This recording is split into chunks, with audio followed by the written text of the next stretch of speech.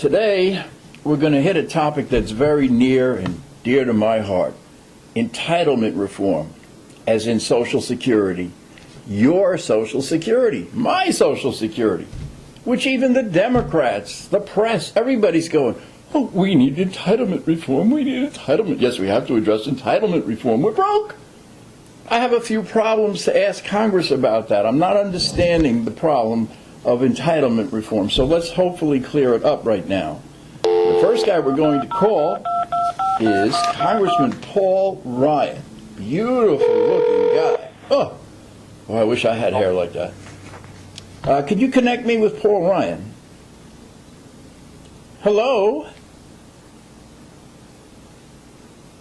Paul Ryan's office. Oh, here we go. Okay. Hi, how you doing?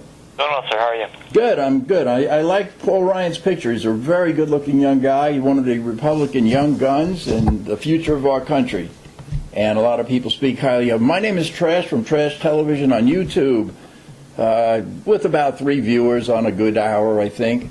I had a couple of questions for Congressman Ryan. I've heard him on economic issues. I'm kind of concerned. You got a pen there? I want you to pass these along. So seriously, I would like you to write them down. All right. All right. We're all discussing entitlement reform, correct? Very important subject in the country. I mean, to save money, we're broke. We need to save on entitlement reform, correct? Okay. The first thing I'd like to know is, what is the definition of entitlement? Doesn't that mean I'm entitled to the money? In other words, I've worked for 40 years, by the way, and I've paid into Social Security, and my employers have paid twice what I paid. So aren't I entitled to that?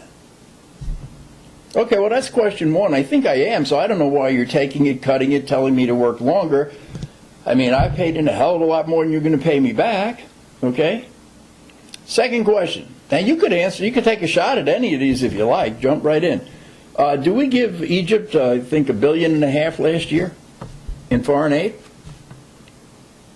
Okay. We did, right?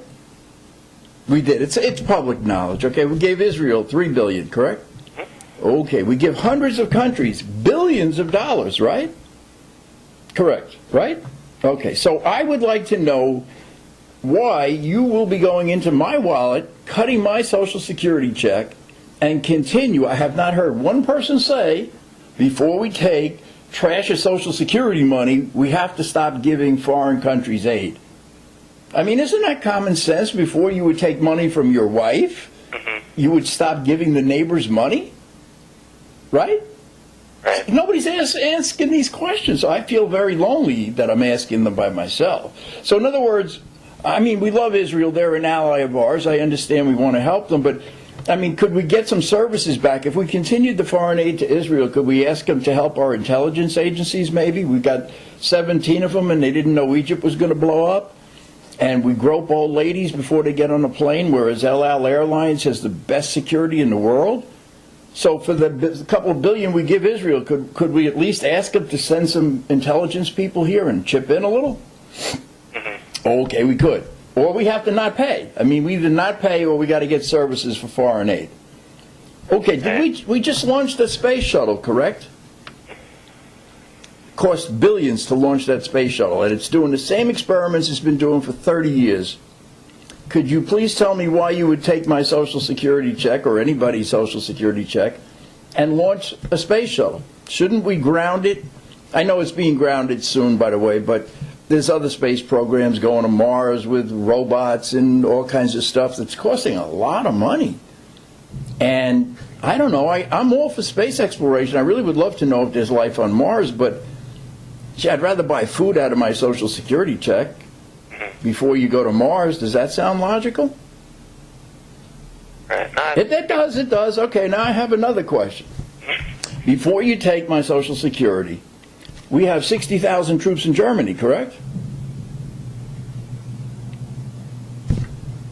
60,000 approximately? We have troops in Germany, correct? I believe so. All right, good. Now we have troops in Korea, and we have troops in Japan. Why do we have troops in Germany? They have a very prosperous economy. Are you aware of that? They are almost at full employment. They're the second biggest exporting country in the world. And I am paying to protect the Germans who we fought twice in World War I and World War II. And I'm not understanding why you would take money out of my Social Security check and keep the troops in Germany. I do go to the gym, I work out with Arnold, and I'm a very good weightlifter here, but I don't want to support the Germans unless they got money. So I don't understand why I'm supporting them. It's just, I don't know. You have an answer for that? I do not, but I'll be sure to pass along. Yes, please keep writing, because I want this, Congressman Ryan to call me back with the answers to these things. So I'm not saying you can't cut my Social Security check. I'd be glad to chip in. The problem is, before you do, I don't want to support Germany, Japan, and Korea. They're very prosperous. Are you aware that South Korea is making a lot of money? And we have troops there to protect them. And they have more money than we do. So I'm just questioning the logic of this. I'm going to bother the Democrats about this, too. It's not just the Republicans. Okay, so I'm going to call Steny Hoyer, is my next call. We also bailed out banks, Fannie and Freddie, GM, AIG. You got that? We have corporate welfare. A lot of corporate welfare. Tax breaks of billions to these companies. And you're going to take a little old lady Social Security and you're going to keep giving corporate welfare to ExxonMobil and companies like that? I don't know about this. Then let me ask you another question while we're here.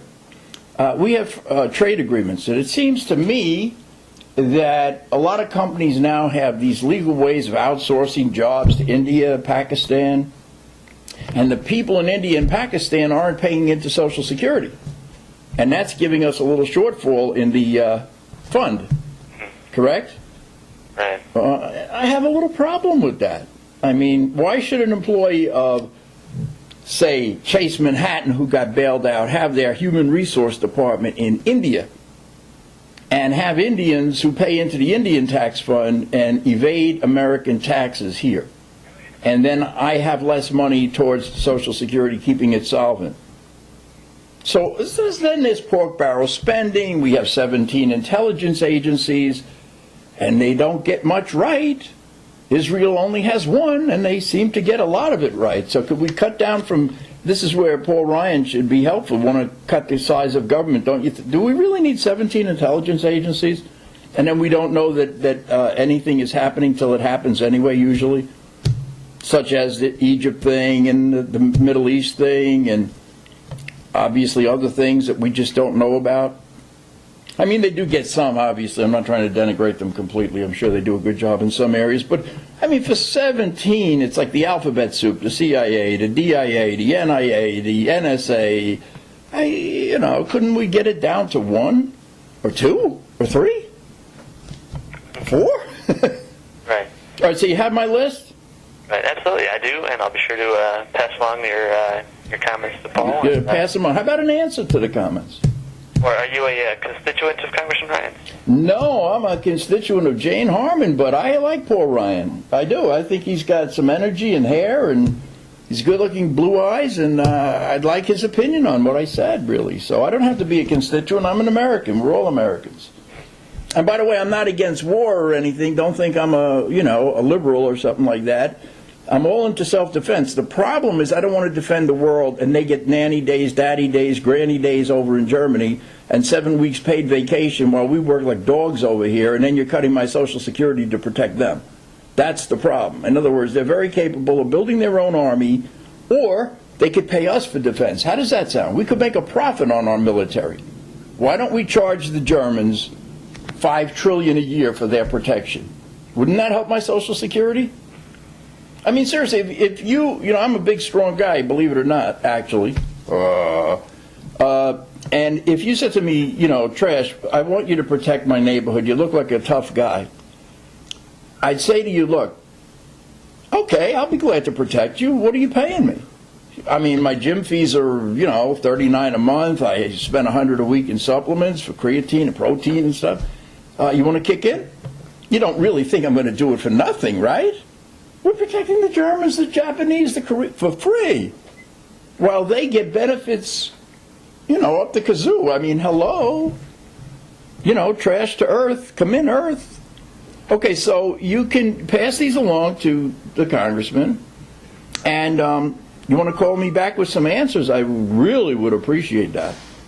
In other words, I'd like to start a discussion on why don't we get realistic and make some money on our military, or at least let the Germans create their own self-defense instead of giving their citizens everything we don't get and cutting my Social Security to do it.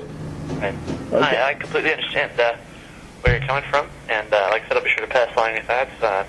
Unfortunately, since you're not a constituent of Congressman Ryan. Oh, okay. All right. Well, tell them in a concerned American then.